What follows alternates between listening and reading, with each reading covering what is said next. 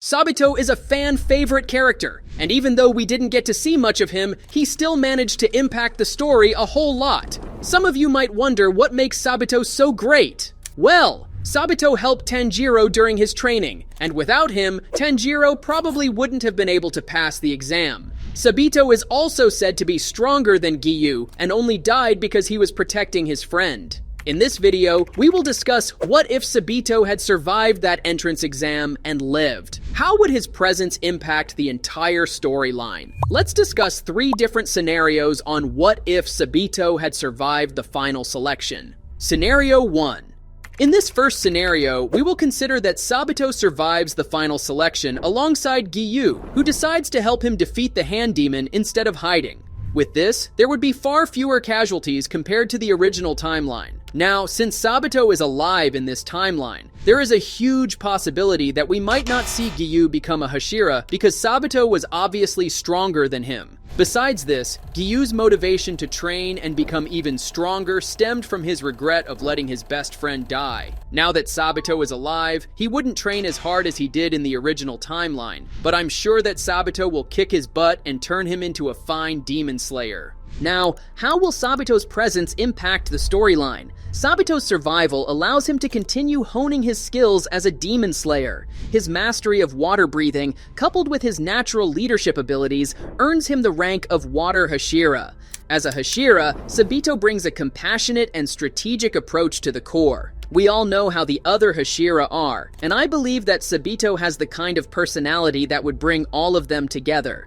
The demon-slaying core would become a peaceful place. I would also say that Sabito might end up becoming the second strongest Hashira. We know that Giyu is already pretty strong and is probably the third strongest Hashira. Considering this, Sabito would definitely be stronger than him. Sabito becomes a mentor to Tanjiro, guiding him with a balance of strict training and heartfelt encouragement. Under Sabito's tutelage, Tanjiro learns advanced water-breathing techniques and refines his sun-breathing. Under Sabito's guidance and training, Tanjiro might unlock his Demon Slayer mark earlier, which would benefit the Demon Slayer Corps a lot. Sabito's leadership helps to bridge gaps between the Hashira, fostering a stronger sense of unity.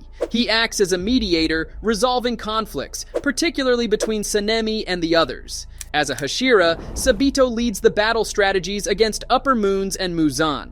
His tactical approach ensures fewer casualties and a more cohesive effort during the final confrontation. There would still be some casualties, including Rengoku's death and Uzui losing his arm, because Sabito cannot be present everywhere. I mean, that would be absurd, but in regards to the Infinity Castle arc and the final battle against Muzan, Sabito's presence would definitely make a huge difference. Scenario 2. I know y'all must be thinking that the previous scenario was pretty positive. I mean, Sabito's presence makes a huge difference for the Demon Slayer Corps. However, in this scenario, things are a bit different. In the previous scenario, Sabito survives the final selection and ends up becoming the Hashira. Giyu also survives the final selection alongside him, but in this scenario, Giyu sacrifices himself to protect Sabito. Surviving the final selection, Sabito's resolve to eradicate demons strengthens. However, he becomes disillusioned with the Demon Slayer Corps' bureaucracy and its inability to protect its members. Sabito parts ways with the Corps and forms his own rogue faction of elite demon slayers. Sabito's group consists of highly skilled, like-minded demon slayers who share his disdain for the Corps' rigid hierarchy.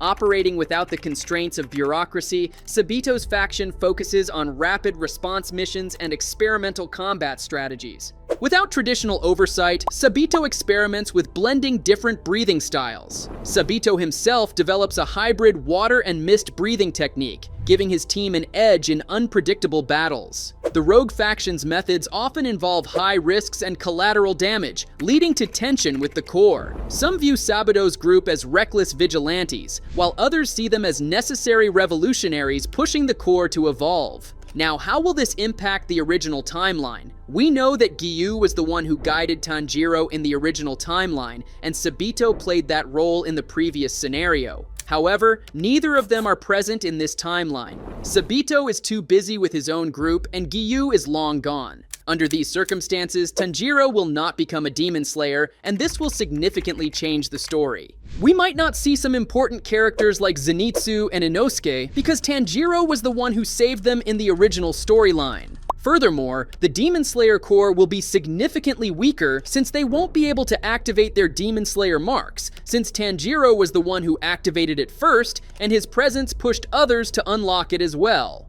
Now that we have discussed changes from the original timeline, I would like to conclude how this timeline will end. I believe that Sabito and his group will end up joining hands with the Demon Slayer Corps owing to their joint motive to defeat Muzan. Since Demon Slayers are a lot weaker compared to the original timeline, it would be difficult for them to defeat the Upper Moon and Muzan. However, Sabito's unconventional fighting style and the group he has gathered will definitely aid them. In the end, it is possible that they defeat Muzan without Tanjiro's help. Scenario 3. The first two scenarios were quite interesting, right? Well, this one will definitely get you on the edges of your seats. In the previous two scenarios, we discussed how Sabito survives the final selection and ends up becoming the Water Hashira or leaves the Corps. In both those scenarios, Sabito helps the Demon Slayer Corps to defeat Muzan. However, things are a lot different in this one. In this scenario, Sabito survives the final selection, but he becomes a demon. In this timeline, Sabito manages to defeat the Hand Demon, but he is gravely injured. Giyu attempts to locate him the following morning, but fails to find him. Realizing that he might die in the forest, Sabito makes his way outside. Wandering here and there, he accidentally comes across Muzan Kibutsuji. Despite being gravely injured, he decides to fight the Demon King. The battle continues for a while, and Muzan acknowledges Sabito's swordsmanship skills. He offers him to become a demon because he will eventually die from all his wounds. Sabito refuses initially, but Muzan offers him again. Despite his hatred for demons, Sabito's will to survive and lingering hope that he could use this power against Muzan himself compels him to accept the offer. As a demon, Sabito retains fragments of his humanity and memories of his life as a demon slayer. These memories act as both a blessing and a curse, as they remind him of his original purpose, but also tether him to the guilt of betraying his comrades. Muzan's influence weighs heavily on him, forcing Sabito to commit atrocities against his will. Despite this, Sabito figures out a way to help the Corps as he secretly aids the Demon Slayer Corps by sabotaging minor missions Muzan orders him to oversee.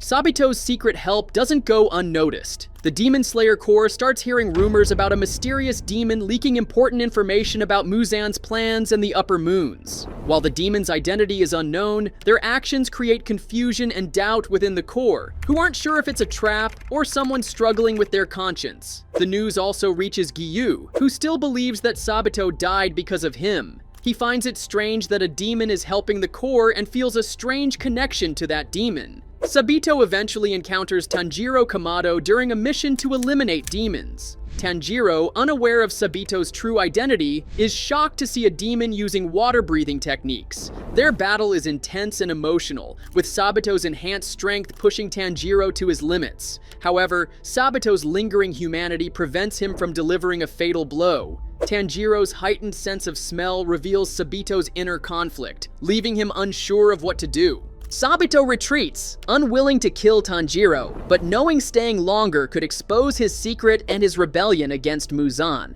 Tanjiro, filled with questions, becomes determined to uncover the truth behind this mysterious demon. As Muzan starts to suspect Sabito's betrayal, he assigns Upper Moons to watch him closely. Sabito's double life becomes more dangerous, but his resolve to bring down Muzan grows stronger. When the final battle against Muzan begins, Sabito decides to fully reveal himself and fight alongside the Demon Slayers. Sabito's appearance shocks both the Demon Slayers and Muzan. Sabito uses his water-breathing skills and demon powers to be a valuable ally, offering key help in the fight. However, Muzan, furious about the betrayal, directs all his anger at Sabito.